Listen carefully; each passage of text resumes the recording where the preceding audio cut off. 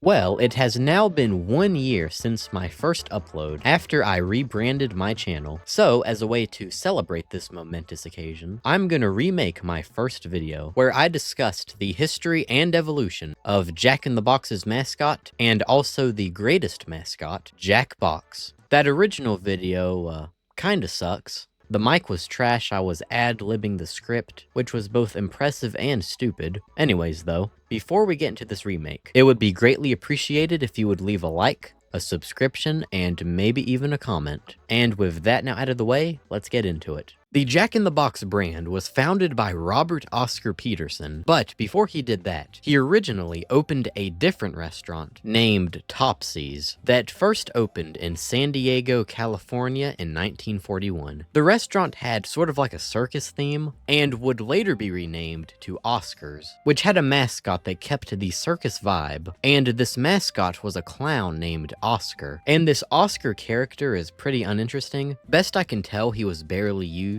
But in 1951, the restaurant was renamed to Jack in the Box, and the first location, going by that name, was also opened in San Diego, California. Now, this fast food restaurant was quite revolutionary. Peterson popularized the use of a two-way intercom system in a drive-through setting, which was extremely useful in propelling the restaurant chain to further success. Now someone could order food while the person in front of them was collecting their order. Now, as I said, this was a pretty new idea, and most customers had no idea how to use this new technology and were unfamiliar with it. So as a way to teach all of the newcomers to ordering through a speaker, a little Jack in the Box mascot character was placed on the intercom system with the words, "Jack will speak to you," written on the side of it. Now, this was not the only time this Jack mascot was used. He was also the restaurant's overall mascot, and would sometimes be placed on the roof of a location or on a location sign, as well as in the drive-thru, like I previously mentioned. In the 70s, Jack was made into more of an actual character when he appeared in some animated television commercials, alongside several other colorful food-related characters, known as the Jack in the Box Bunch. And this was very clearly Jack in the Box's attempt to get in on the popularity of the McDonaldland series of adverts. The Jack in the Box Bunch consisted of the Hamburger Meister, Small Fry, Onion Ring Thing, Secret Sauce Agent, these creatures here known as the Shakes, and last but not least, Jack the Clown, who was a more humanoid version of the Jack mascot. The Jack in the Box Bunch did not only appear in commercials though, they also appeared in toys, comics, and other merchandise. But this group of characters did not really seem to take off or anything, and in the 80s, the Jack in the Box brand went in a completely different direction when it came to commercials. Instead of advertising to children in colorful cartoon commercials, the new strategy was to advertise to an older audience, and their way to go about this was to get rid of the cutesy Jack in the Box mascot that the company had been using up to this point. Now, most companies would just slowly phase out a character, but Jack in the Box made Jack's removal a public event and televised his execution in advertisement form, where the mascot was blown up by the use of dynamite. And not only did they blow him up, they also made it a series of commercials telling the viewer how they were getting rid of Jack, and made his removal a spectacle. Oh, also at this time, the new slogan, "The food is better at the box," was adopted. Now, viewer discretion is advised. If you do not want to see an innocent creature be blown up, I would click off now. What are you doing to the Jack in the Box clown? He's going bye-bye, lady. But he's so cute. Cute was the old Jack in the Box restaurants. Now we stand for great new food. The food is better at the box. The food is better at the box. Waste him.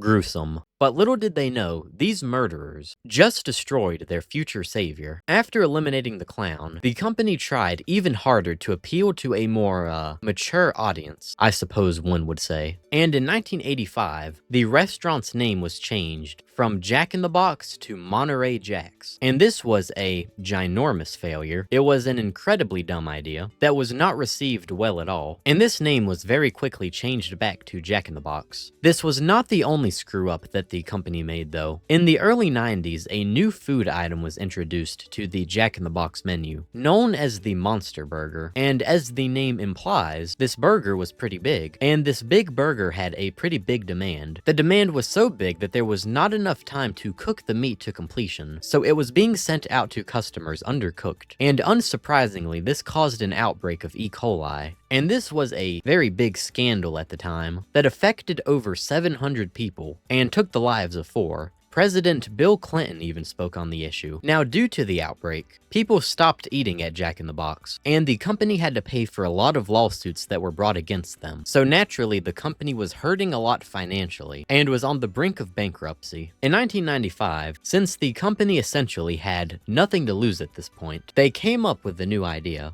that could either save them or finish them off. The idea was to create a new advertising mascot that would star in very unorthodox commercials. And this idea was concocted by Rick Sittig, but it was not necessary to create a new mascot, but to instead bring back the original Jack mascot, but with a new personality, backstory, and design. And this new mascot was known as Jack Box. He was now the founder and the CEO of the Jack in the Box company, and he was unhappy about how he was treated previously, so he, well, see for yourself.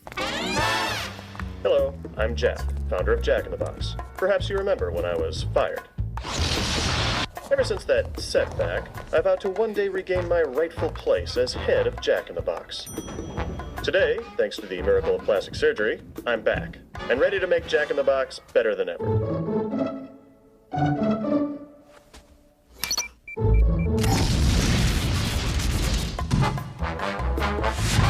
And this new Jack Box character would go on to appear in many more commercials that were a part of the Jack's Back campaign. And in this first commercial, up until the mid-2010s, Jack was voiced by his creator, Rick Sittig, who not only voiced the character, but also owned the ad agency that made the commercials, and on top of that, he directed the commercials. And when Jack speaks, he kind of sounds like his voice is coming from a speaker, which is a reference to the old speaker that the Jack mascot used to sit atop. This new iteration of Jack did exactly what it needed to do, and helped distance the company from the E. coli outbreak that nearly destroyed them. Jack would then continue to appear in commercials, which were not your average happy fast food commercials. No.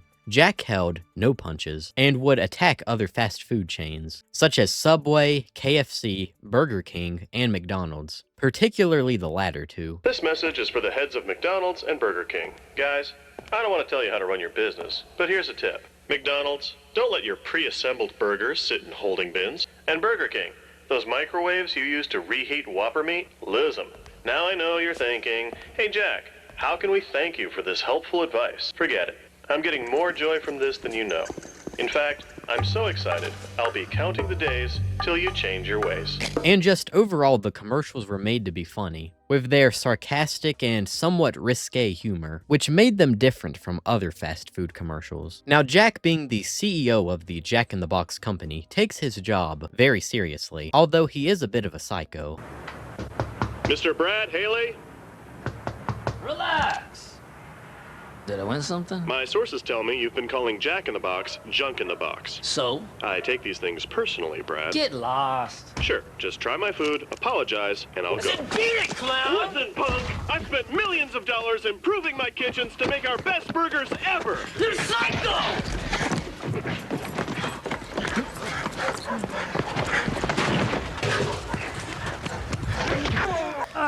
Brad, you get to try my best burger ever, and all I want is your honest opinion. Also, the ads had some pretty consistent lore in them, where we would get to learn about Jack's life. So here's a few of those things. He owns a football team named the Carnivores, passed all of the tests to become an astronaut, has a cousin Jim who is in prison. He also has another cousin from Philadelphia. He used to be in a band known as Meat Riot, where he was the band's bassist, and at a live performance from the band was where he met his wife, Cricket, who is a normal human. He can speak Chinese, has a lot of other family members that we get to learn about, like his parents, and for some reason only the male family members have the big ball head, whilst the female relatives are normal humans. He has a son named Jack Jr., a dog named Ronald, he owns and pilots a helicopter, and he lives in a very large house that has a Jack-in-the-Box kitchen, complete with employees. Now, unlike a lot of other mascots, Jack's design after this point did not really change at all, although his clothing is different from commercial to commercial, but I don't think that really counts. His voice actor did change though in 2015, when the Jack-in-the-Box commercials stopped being produced by Rick Sittig's advertising company. The plan at first was to have Jack just like not talk at all, but that change was reverted, and Jack became like his old self, for